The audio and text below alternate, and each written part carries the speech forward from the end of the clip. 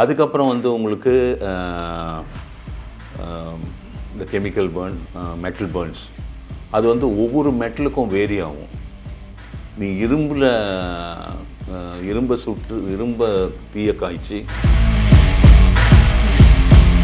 இவ்வளோ இது இருக்குது. ஒன்றுத்தினுடைய எந்த விதமான ரசாயனம் சூடாக இருக்கும் பொழுதோ எரியும் பொழுதோ அதில் உன்னுடைய கான்டாக்ட் வருதுன்னா இட்ஸ் அன் ஆக்சிடென்ட் தானே. அதில் நீ சுட்டுக்கிற அப்படின்னா அதனால் அந்த எரியக்கூடிய ரசாயனமோ அந்த தீக்காயம் வந்து அந்த முகத்தினுடைய அழகே போயிடும். முகத்தினுடைய அழகே அந்த சருமம் தானே, அந்த தோல் தானே. அதுதானே நம்ம அவ்வளோ பாதுகாப்பாக வச்சுக்கிறோம். பெண்கள்லாம் அவ்வளோ மேக்கப் போடுறாங்க, அதுக்கு மேலே மேக்கப் போட்டு தங்களை அழகுப்படுத்திக்கிறாங்க. சுட்டுக்கணும் நல்லா. உடனே சஞ்சீவி கையில் இருந்தால் போட்டினா எரிச்சல் அடங்கிடும் உடனே, அடுத்த செகண்டே. ஆனால் ஒரு 1 or 2 மினிட்ஸில் ஸ்டார்ட் ஆகும். திருப்பியும் போடு, அடங்கிடும். அப்புறம் ஒரு 5 மினிட்ஸ் ஆகும், திருப்பியும் எரிச்சல் ஆரம்பிக்கும். போடு, அடங்கிடும். அப்புறம் ஒரு 10-15 மினிட்ஸில் இன்னும் கொஞ்சம் எரிச்சல் லேசாக தெரியும். அப்போ போட்டிங்கன்னா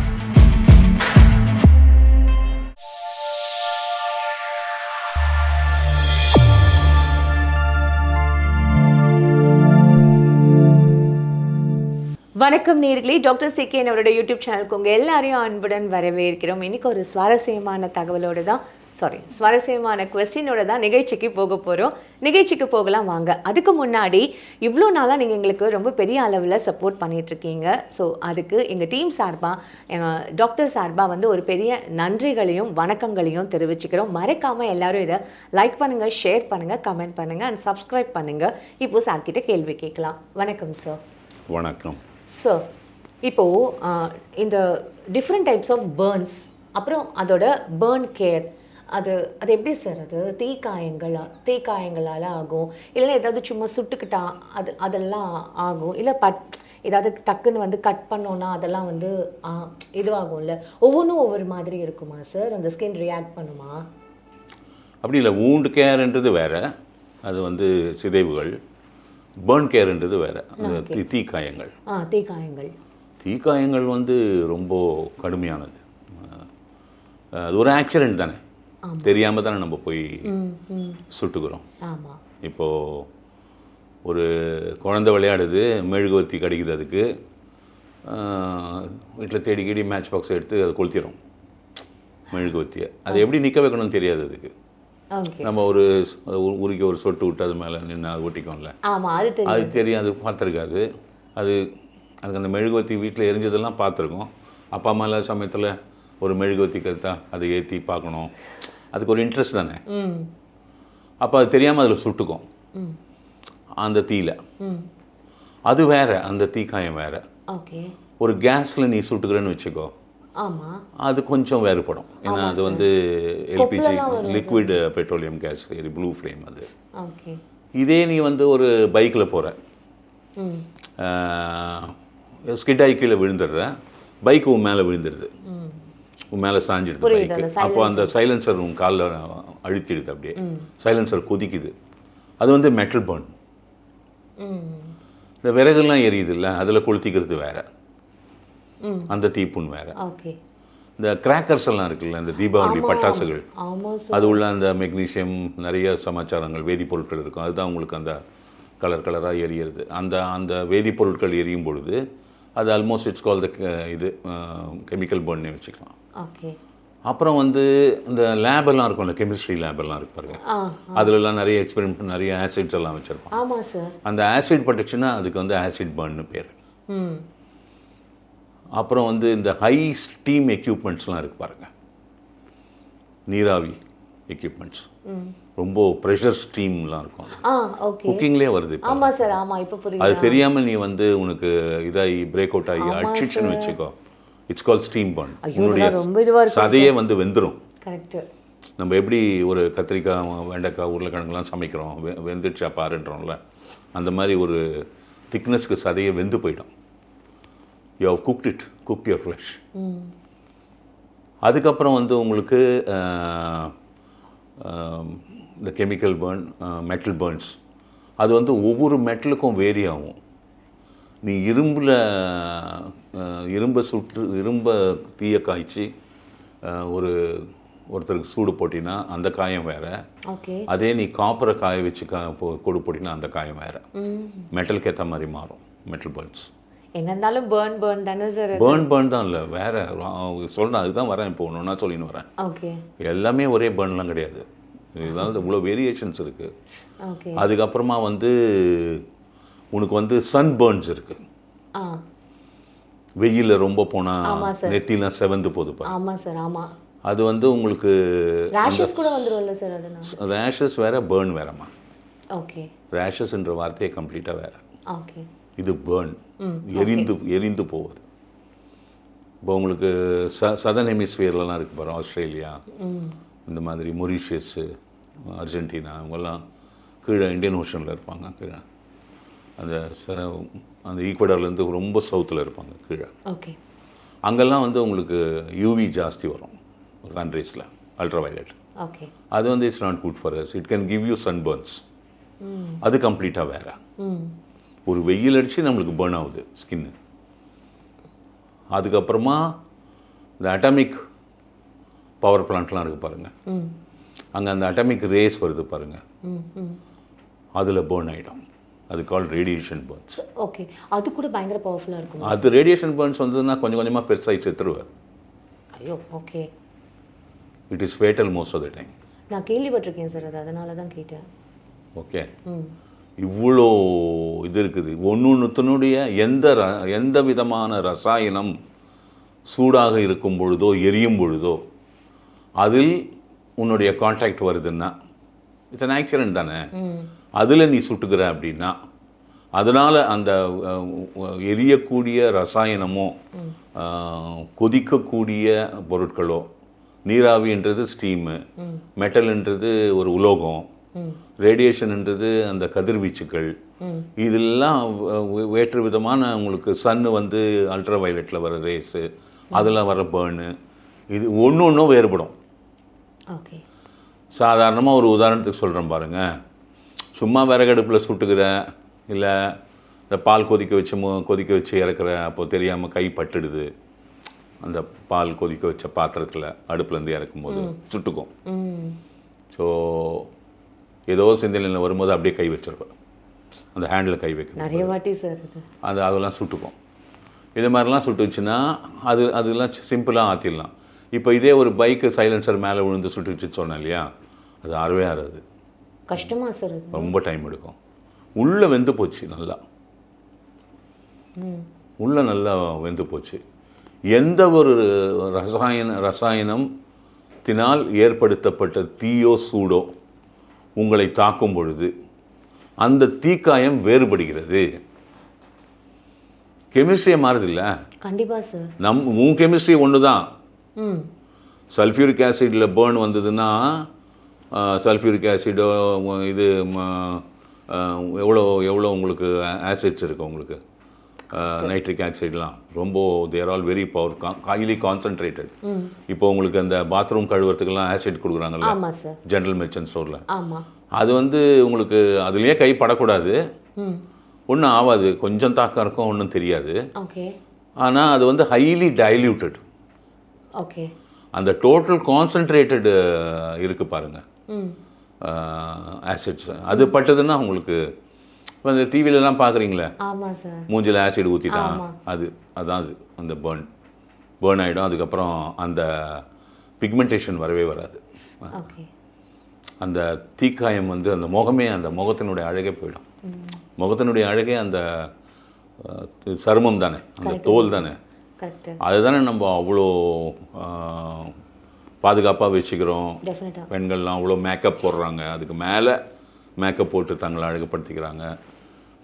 ப்ரெசன்டபிள் லுக், அழகுப்படுத்திக்கிறாங்கன்னு சொல்ல முடியாது, to look pleasant whatever presentation, how to present your செல்ஃப்னு வந்துடும் உங்களுக்கு அங்கே. அப்போ உங்களுக்கு முகத்தில் ஒரு தீக்காயமோ ஒரு அந்த பேர்ன் ஏற்பட்டு அது வந்து வடுவாக மாறிவிட்டால் அப்போ உங்களுடைய நிலை என்ன? For the rest of your life you are gone. அதுக்குன்னு ஸ்பெஷல் மேக்கப் ஒரு வாட்டியும் நீ போட்டு அதை மறைக்கணும். இருக்குது மேக்கப்லாம். மறைச்சி தான் நீ வரணும். அது வந்து it's a very painful job. அதே சமயத்தில் நீ வீட்டில் இருக்கும்போது முகத்தை கழுவிடுவீங்க, அந்த மார்க் இருக்கும். உங்களை நீங்கள் கண்ணாடியில் பார்க்கும்போது உங்களுக்கு மன வருத்தம் வந்துகிட்டே இருக்கும். சைக்கலாஜிக்கல் வூண்டு வந்துடும் அதில். உண்மையா சார்? ஐயோ எனக்கு இப்படி ஆயிடுச்சு, எனக்கு இப்படி ஆயிடுச்சு, எனக்கு இப்படி ஆயிடுச்சுன்னு அப்பப்போ ஒரு 2 நாளைக்கு ஒரு வாட்டியோ 3 நாளைக்கு ஒரு வாட்டியோ மனசை நெஞ்சு துடிச்சிக்கினே இருக்கும். இதுக்கு வழி இல்லையா, அதுக்கு வழி இல்லையா, அதுக்கு வழி இல்லையா, பிளாஸ்டிக் சர்ஜரி போகலாமா, இது பண்ணலாமா, ஸ்கின் கிராஃப்டிங் பண்ணலாமான்னு அப்படிலாம் போவோம் உங்களுக்கு. ஸோ எந்த ஒரு தீப்புண் ஏற்பட்டாலும் உங்களுக்கு அந்த தீப்புண் ஆறிவிடும். உடல் தன்னைத்தானே சரி பண்ணிக்கும். பெருசாக ஒன்றும் மருந்துலாம் உங்களுக்கு கிடையாது. ஓகே, எரிச்சலை அடக்கிறதுக்கு சொல்யூஷன்ஸ் எல்லாம் இருக்குது. உடல் வந்து கட்டமைத்து கொள்ளும் தன்னை. ரொம்ப வெந்து போச்சுன்னு வச்சுங்க, அந்த இடம் ஆறும், ஆனால் பள்ளம் விழுந்துடும். அந்த வெந்து போன சதை வளர்ந்து மூடாது. டெட் செல் ஆயிடுச்சு, எல்லாம் வெந்து போச்சு, அவ்வளோதான். புரிஞ்சுதுங்களா? அங்கே எல்லாமே அது ஊஸ் அவுட் ஆகி எல்லாம் ஃப்ளூயிட்ஸாக வெளியே வந்து எல்லாம் வந்து கொஞ்சம் கொஞ்சமாக முடிஞ்ச வரைக்கும் ஆஞ்சியோஜெனிசிஸ், அந்த இரத்த குழாய்களின் கட்டுமானம் எவ்வளோ தூரம் ஏற்படுதோ அவ்வளோ தூரத்துக்கு உங்களுக்கு அந்த அடி ஆறி, ஆனால் அந்த இடத்துல பள்ளம் வந்துடும். ஃபுல்லாக சதை வளர்ந்து மூடாது சமமாக. புரியுதுங்களா? இதெல்லாம் இருக்குது. இந்த ரேடியேஷன் பர்ன்ஸ்லாம் வந்து ரொம்ப டிஃபிகல்ட். இதெல்லாம் ஒன்றுமே பண்ண முடியாது. கெமிக்கல் பர்ன்ஸ்லாம் வந்து it takes a lot of time. ஓகேங்களா? இதில் வந்து சில பெட்ரோலியம் இண்டஸ்ட்ரியில் வந்து ஆயில்ஸ்லாம் இருக்குது, நிறைய டிஃப்ரெண்ட் டைப்ஸ் ஆஃப் ஆயில்ஸ். ஓகேங்களா? அந்த ஆயிலெலாம் ஃபுல் ஹீட் ஆகும்போது பாய்லர் கீலர் ஏதாவது ஆகி உங்கள் கால் கையில் விழுந்துருச்சுன்னா அது வந்து ரொம்ப கஷ்டம். அது it is a very big area of burn care. இது மாதிரி எண்ணற்ற வகைகள் இருக்குது பர்ன் கேரில். இதில் எதில் போய் நீ சுட்டுக்கிறன்றது தான் ஆக்சிடென்டலாக what matters, how long it takes. ஒன்றும் ரொம்ப ஒவ்வொரு விதமான பர்ன் கேரும் ஒரு விதமான காலகட்டத்தை எடுத்துக்கும். உடல் தன் சிதைவை சரிப்படுத்திக் கொள்வது, அந்த தீக்காயத்திலிருந்து தன்னை கட்டமைத்துக் கொள்வதற்கு. இதுதான் வந்து அந்த யூனிவர்சல் மெடிசன் அவர் அகத்திய மாமுனிவர் எடுத்துன்னு வந்தார், அந்த சஞ்சீவி தைலம்.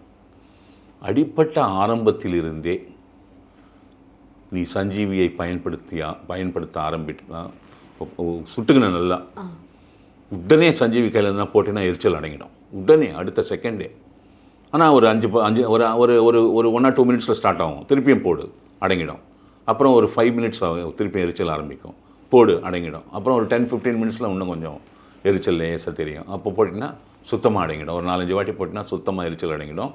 எவ்ரி 2-3 ஹவர்ஸ் நீ சஞ்சீவி இன்புட் கொடுத்துக்கினே வந்தீங்கன்னா 2-3 டேஸில் உன்னுடைய தீக்காயம் சரியாயிடும், ஃபுல்லாக மூடிடும், பள்ளம் வராது. அதே சமயத்தில் அது அந்த தீக்காயம் ஏற்படுவதற்கு முன்னால் எப்படி இருந்ததோ அந்த இடம், அந்த அந்த அந்த சருமத்தின் கலர், அந்த தோலோட கலர், அந்த பிக்மெண்டேஷன், அது உங்களுக்கு ஸ்கின் ஃபார்ம் ஆகி, ஃபாலிகல்ஸ் ஃபார்ம் ஆகி, ஸ்கின் வந்து ஹேர் வந்து எல்லாமே பழைய மாதிரி ஆகிடும். அதான் அதில் பியூட்டி. அதுக்கு இன்றைக்கி வரைக்கும் டெக்னாலஜி எங்கேயுமே உலகத்தில் இல்லை. அகத்தியர் எத்தனை ஆயிரம் வருடத்திற்கு முன்னால் அந்த சஞ்சீவியை படைத்து சென்றார் என்பது நமக்கு தெரியாது. அவருடைய கோப்புகளில் இது இருக்கிறது. அதுதான் நாங்கள் செய்து கொடுத்து கொண்டிருக்கிறோம். எத்தனையோ பெண்களை தீக்காயங்களில் இருந்து காப்பாற்றியிருக்கிறேன். மெயினாக அவங்க வந்து நிறைய பேர் வந்து ஒன்று வந்து இந்த பூஜை ரூமில் வேலை செய்யும் பொழுது இந்த ஏரி பூவெல்லாம் வைக்கும் பொழுது கடைசியாக ஐயோ அந்த சாமிக்கு பூ விட்டுன்னு வைக்கும் போது கீழே இருக்கிற எரியிற விளக்கில் வந்து அவங்களுடைய சில்க் சாரி அதெல்லாம் கொளுத்திக்கும். அந்த மாதிரி காலெல்லாம் தீக்காயம் வந்துடும், தொடையிலெல்லாம். அது மாதிரி நிறைய பேருக்கு. அப்புறம் நிறைய பேர் வந்து ஆக்சிடெண்ட்லாம் ரொம்ப இது பண்ணுறது வந்து பால் வந்து